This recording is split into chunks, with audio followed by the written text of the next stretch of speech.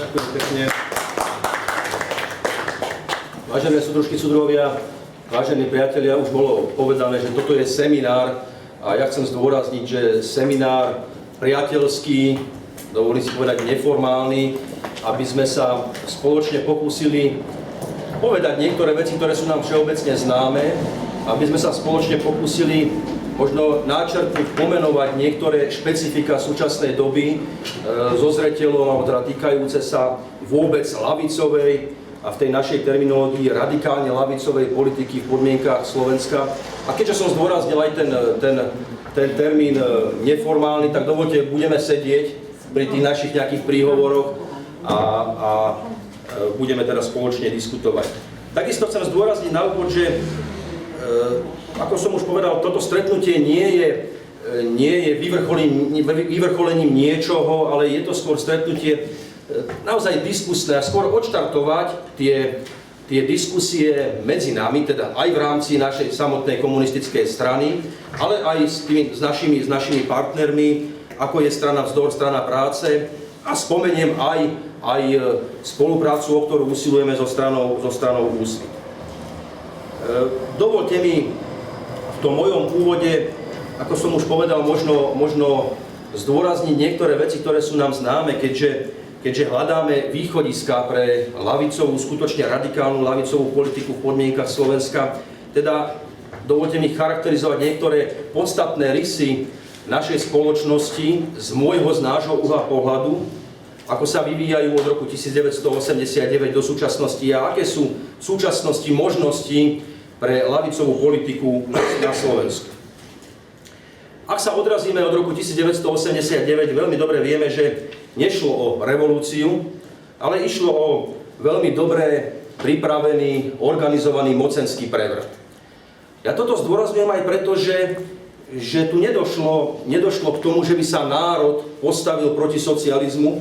Ja použijem aj slova doktora Jurištu, ktorý argumentuje aj výskumom štatistického úradu Československej republiky realizovaný niekedy v rokoch 90-91, kedy až 78% respondentov ľudí v Československu sa vyjadrilo za zachovanie socializmu v Československu. Tým chcem teda len zdôrazniť, že nemožno hovoriť o revolúcii, ale naozaj o dobre organizovanom mocenskom prevrate. A tu chcem zdôrazniť dôležitý moment pre nás, pre komunistov, alebo teda pre strany založené na marxisticko-leninských prístupoch, že ten prevrat bol organizovaný mocenskými zložkami našej strany a štátu. Zdôrazňujem to ako dôležitý moment preto, lebo aj dnes občianska verejnosť mnohokrát hovorí, no čo vy komunisti chcete, veď vy ste urobili prevrat, veď vy ste dnes tí jedni z najbohatších podnikateľov v rámci Slovenska, aj vy ste sa infiltrovali do celej politickej scény. Dnes, keď si pozrieme politické strany, ktoré vznikli po roku 1989 až po súčasnosť, a je jedno, či to boli pravicové strany, alebo to boli národné, alebo teda stredoľavé politické strany, tak všade sa infiltrovali bývalí vysokí funkcionári našej strany. Ja to zdôrazňujem a dávam to do pozornosť ako jeden z momentov, s ktorým my aj dnes musíme operovať. Nám je jasné, že to neboli ľudia, ktorí boli oddaní tým myšlienkam sociálnej spravodlivosti a socializmu, ale hovoríme, že to boli členovia strany, ktorí za každej éry nejakým si spôsobom sa snažia uchytiť v tej spoločnosti a participovať na nej. Vieme teda veľmi dobre, že po roku 89 postupne došlo k reštaurácii kapitalizmu. Inak sa to povedať nedá, aj keď ten súčasný kapitalizmus má svoje špecifika. Keď to poviem primitívnou ekonomickou terminológiou, tak v tom kapitalizme platia isté zákonitosti. Platia tu isté konkurenčné vzťahy a dnes vidíme, že práve aj formou korupcie alebo rôznych iných mechanizmov ten kapitalizmus nemá tie klasické črty, ktoré tu je. Ak dovolíte zadefinovať to, čo v tej ekonomickej úrovni na Slovensku, podobne v Čechách a v celom tom bývalom východnom bloku, čomu dospelo. To špecifikum toho nášho kapitalizmu, opäť s tým veľmi často a rád operuje aj náš priateľ Jano Jurišta, je to, že to špecifikum je to, že tu bol nastolený privatizačný model kapitalizmu. To je veľmi dôležitý moment, že tu zo dňa na deň bola vytvorená kapitálová vrstva. Vieme veľmi dobre, že došlo za tých posledných už takmer 30 rokov k privatizácii celej priemyselnej štruktúry našej krajiny. Vieme veľmi dobre, že tu došlo ku krachu tých tradičných priemyselných odvetví, ako bol v rámci Slovenska textilný priemysel, ako bol kožiarsky priemysel, obuvnícky priemysel, ktorý totálne padol. Vieme dobre, že pod vplyvom tej ponovembrovej politiky došlo k totálnej v tej prvej etape, k totálnej likvidácii celého agrosektoru a v náväznosti na to potravinovej sebestačnosti, s ktorou Československo fantasticky disponovalo. A čo je dôležité, tu došlo k totálnemu odstráneniu ekonomickej moci štátu. Ja sa priznám, pred poslednými a ostatnými parlamentnými voľbami som si pozeral predovšetkým prostredníctvom internetu vlastnícku štruktúru podnikov v rámci Slovenska, tak pre mňa bol šok, keď som videl podľa faktov, že na Slovensku existuje 5 štátnych podnikov. Z toho všetkého, čo tu v rámci Slovenska bolo vybudované po druhej svetovej vojne, je 5 štátnych podnikov. Čiže je evidentné, že ten privátny sektor má totálnu hegemóniu v rámci slovenskej ekonomiky. Došlo k presadeniu ekonomickej moci nadnárodných spoločností. Vidíme to v podobe automobilového priemyslu, ktorým je obsiaté celé Slovensko, alebo elektrotechnický priemysel, ktorý dnes ovláda slovenskú ekonomiku. Vieme veľmi dobre, že tých posledných 28, takmer 30 rokov každá jedna vláda podporovala a uprednostňovala zahraničných investorov na úkor, povedzme, toho nášho drobného, stredného podnikateľského sektora. Treba veľmi jasne povedať, že tu vládne privilegovaná vrstva, ktorá je vlastníkom 90% ekonomiky a obyčajne, to čo som už povedal, obyčajne má cudziu štátnu príslušnosť. To je veľmi, veľmi dôležitý moment pre vôbec fungovanie štátu. Čiže môžeme definovať naše podmienky ako nadvláda súkromného sektoru v ekonomických vzťahoch na Slovensku. Došlo k totálnemu odnárodneniu našej ekonomiky a bola vytvorená tzv. Demokracia, nie pre ľudí, ale pre elity a rádoví občania boli z toho úplne vylúčení. Možno hovoriť, že Slovensko je ekonomicky okupovanou krajinou. To je opäť jeden z hlavných rysov systému vytvoreného po roku 1989. Treba zdôrazniť z hľadiska tých sociálno-ekonomických ukazovateľov, že Slovensko patrí aj v rámci Európskej únie medzi krajiny s najvyššou mierou nezamestnanosti, ktorá sa pohybuje na úrovni 12-13%. Pre západoslovenský región to nie je taká citlivá téma, ako je citlivá pre povedzme Banskobystrický, Košický a Prešovský kraj. Aj toto má za následok, že dochádza k veľmi výraznému odlivu mladých ľudí do zahraničia za prácou. Tu by som veľmi rád zdôraznil aj niektoré nové fenomény, ktorými sa vyznačuje naša spoločnosť. A teda popri vysokému stavu nezamestnanosti na Slovensku je veľmi závažným fenoménom aj to, že sa začíname stretávať s nedostatkom kvalifikovanej pracovnej sily na Slovensku. Viete aj veľmi dobre, zástupcovia vlády, ministerstva školstva hovoria a snažia sa realizovať duálne vzdelávanie, teda že tí zahraniční investori, ktorí podporujú a prichádzajú, nemajú kvalifikovanú pracovnú silu. Je to zaujímavý moment, s ktorým treba takisto pri formulovaní tej radikálnej ľavicovej politiky podnika Slovenska určite kalkulovať. Veľmi zásadným fenoménom je, že tu vznikla dá sa povedať, termín alebo obsahovo naplnený termín pracujúca chudoba. Je to veľmi vážny moment. Ľudia, hoci majú prácu, ale za tú prácu dostávajú takú odmenu, ktorá sotva postačuje na uhrádzanie základných životných potrieb našich spoluobčanov. A nehovoriac o tom, že sa prehlbuje chudoba našich seniorov, to je takisto, to nie sú dôchodky, ale to sú proste naozaj almužné. Systém je založený na drastickom obmedzovaní regulačných a sociálnych úloh nášho štátu. No a treba takisto spomenúť, že z roka na rok rastie zadlženosť Slovenskej republiky. Každý rok Slovenská republika spláca zahraničnú zadlženosť, ale tá neustále rastie. Aj to je význačný prvok, ktorý možno charakterizovať tento ponovembrový systém.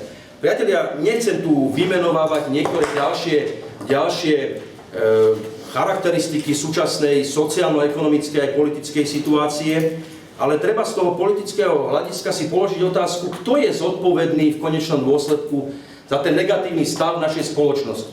My sme mohli veľa ešte hovoriť o vplyvu nášho členstva v Európskej únie, do akej miery to bolo pozitívne, do akej miery je to negatívne a likvidačné, povedzme, pre poľnohospodársky sektor. To sú veci samozrejme na dlhú diskusiu a je v nich mnoho vecí, s ktorými treba do budúcnosti kalkulovať. Ale tá otázka, kto je zodpovedný politicky za tento stav spoločnosti?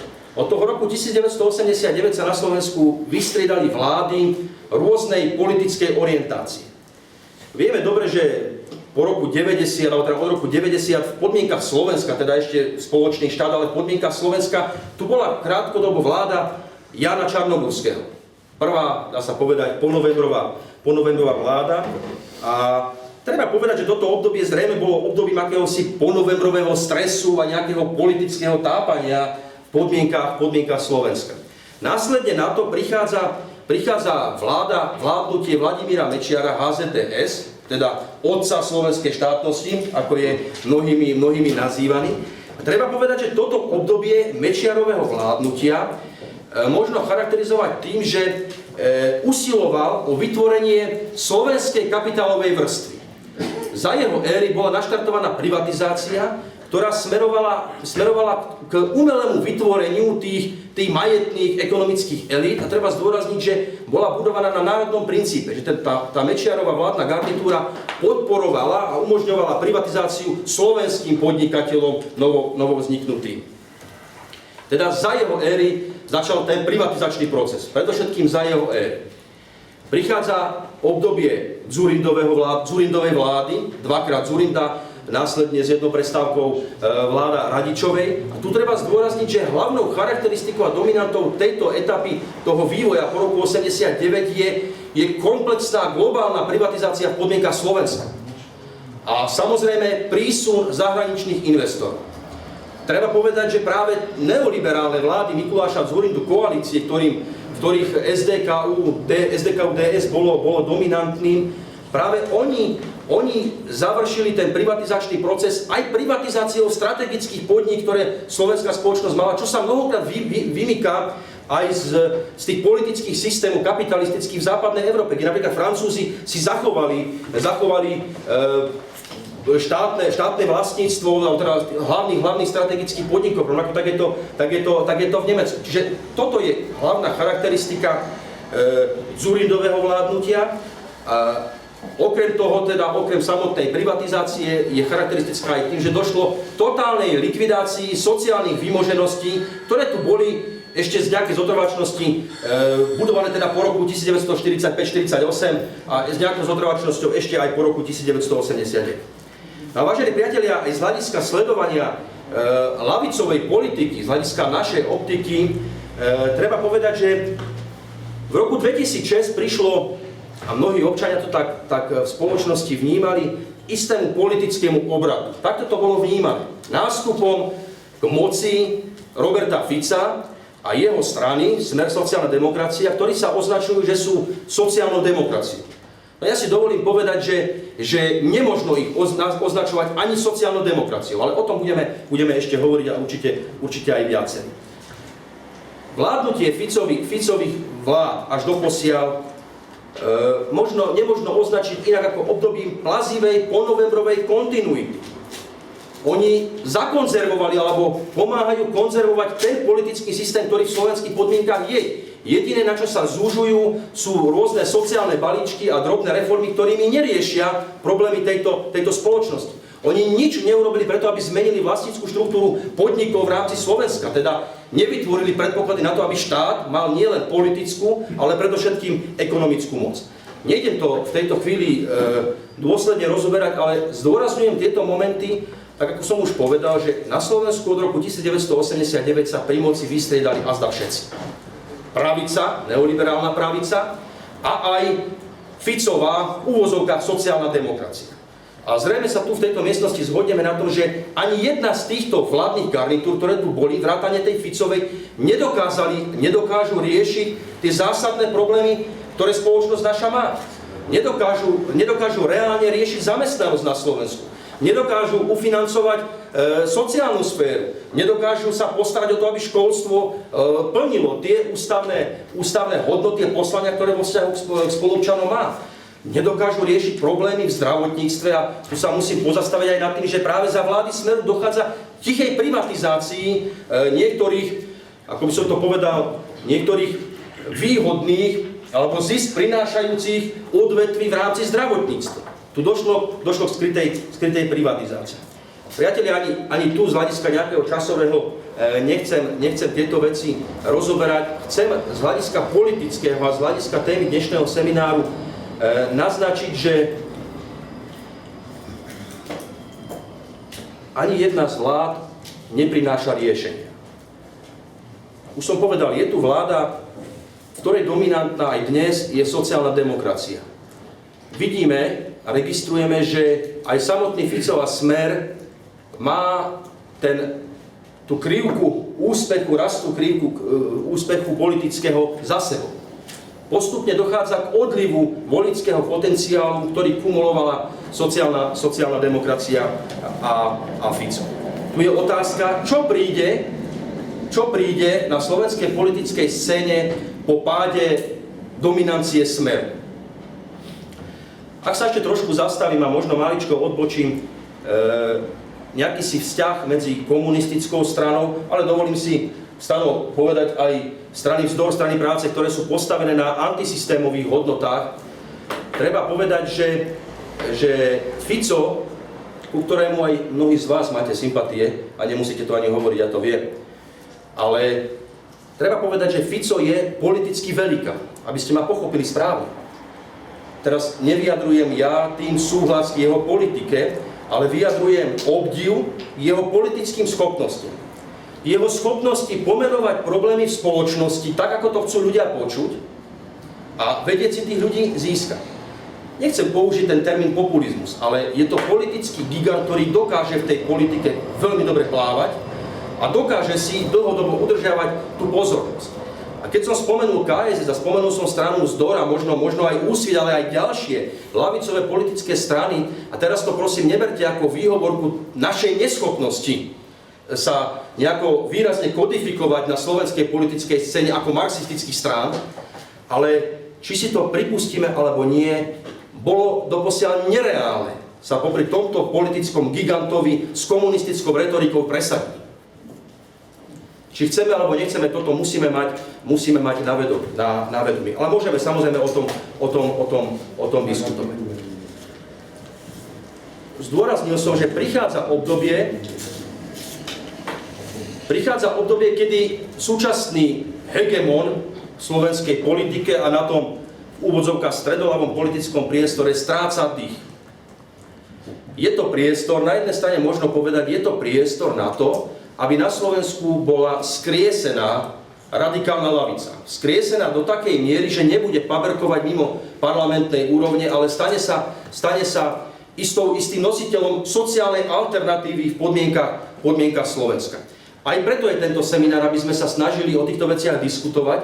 A v komunistickej strane Slovenska sme presvedčení, že prišiel čas k tomu, aby aj tie rôzne názorové rozpory medzi tými ľavicovými stranami mimo Národnej rady Slovenskej republiky, aby došlo k zhode.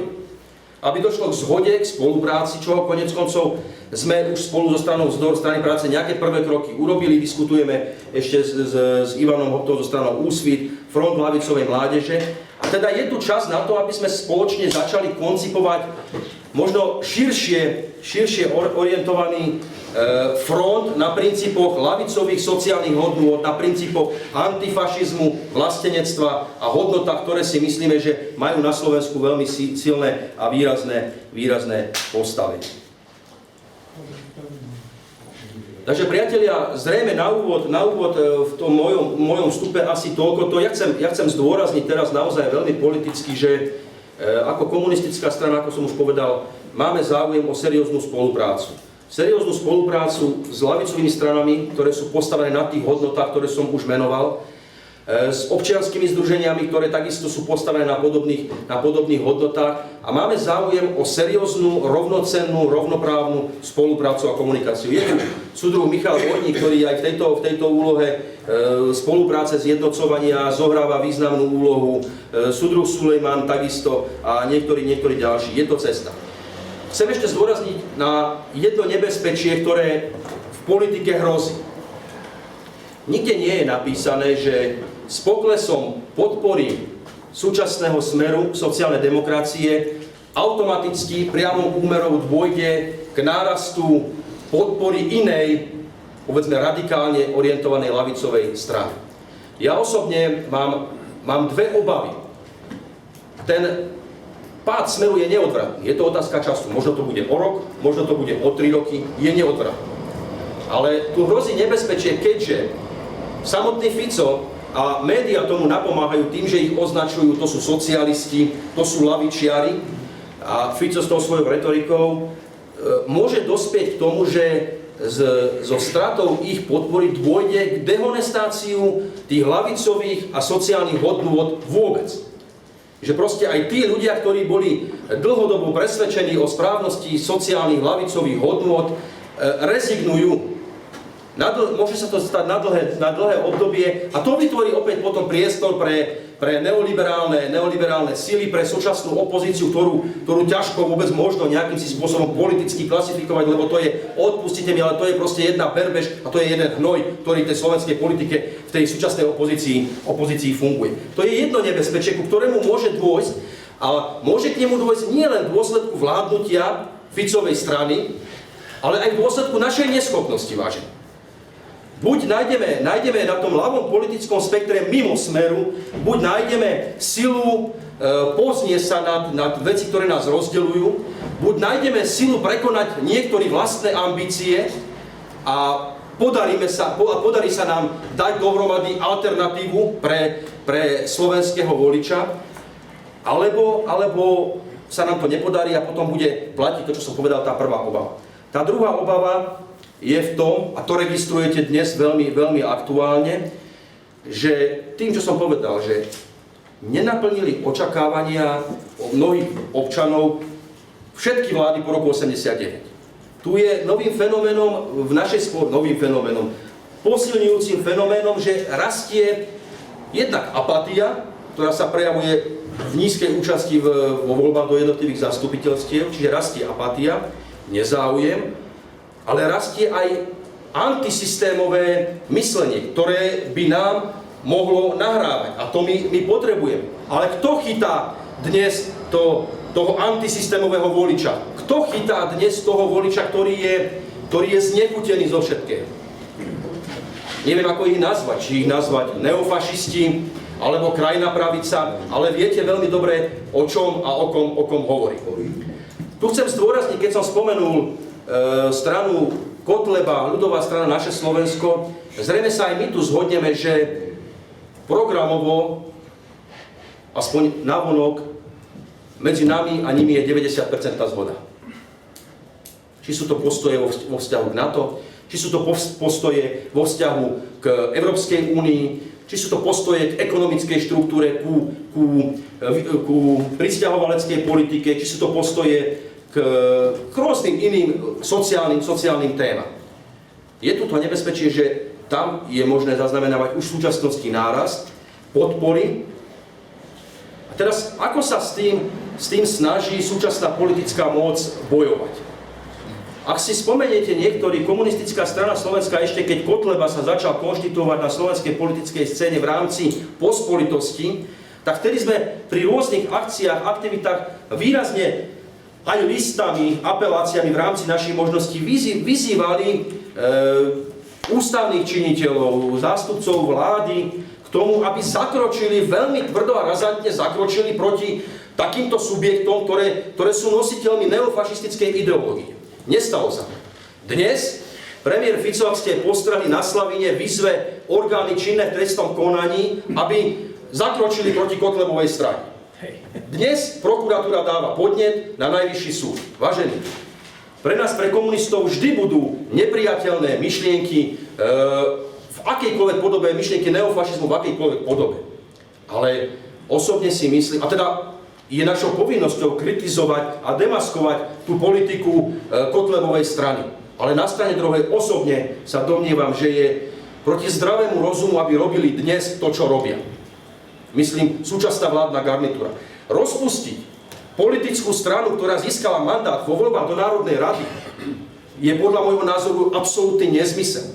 A čo to môže spôsobiť? Môže to spôsobiť, že z neho vytvoria ešte väčšieho martýra, ešte s väčšou možnosťou ovplyvňovať vývoj slovenskej spoločnosti. Prečo? Aj to je jedna, teraz trošku tak možno útržkovo, odrážkovo poviem, prečo tá krajná pravica, extrémna pravica v podobe Kotlebu má možnosť sa politicky rozvíjať. No aj preto, že tá komunistická ľavica bola totálne v slovenskej politike rôznymi mechanizmami zatlačená na okraj spoločnosti, proste do kúta. Aj toto je jedným z momentov. Ale nástup Kotlebu, to je to nebezpečie, je spôsobený podľa môjho názoru, podľa nášho názoru predovšetkým neschopnosťou všetkých ponovembrových garnitúr reálne riešiť problémy spoločnosti. Priatelia, toto sú témy a mnohé samozrejme ďalšie, ktoré súvisia s obsahom a organizovaním dnešného seminára. Ešte raz chcem zdôrazniť, nikto z nás, ktorí tu sedíme za predsedníckym stolom, nie je v podobe toho arcibiskupa. Jožko Skala, včera sme už trošku spolu sedeli, tak hovoril, že on neprišiel kázať, ale chce sa podeliť aj o skúsenosti KSČ, o svoje názory. Súdruh docent Škvrda takisto. Chceme týmto naozaj otvoriť diskusiu na tieto vážne témy. Toto nie je jediný seminár, nie je prvý, nie je posledný. Chceme aj touto formou vťahovať aj bežných ľudí do takejto diskusie. A netajíme sa tým, že v tej politicko-organizačnej podobe tým cieľom, tým východiskom by mala byť reálna spolupráca a postavenie pred slovenskú verejnosť reálnej alternatívy založenej na radikálnych ľavicových antifašistických hodnotách. Toto je taký cieľ, ktorý máme, takú ambíciu, ktorú máme. Takže priatelia, zatiaľ na úvod z mojej strany toľko. Nemusíte súhlasiť, samozrejme ani nemôžete so všetkým, čo som povedal, ale na to sme tu, aby sme diskutovali. Všetci sa učíme. Ďakujem pekne.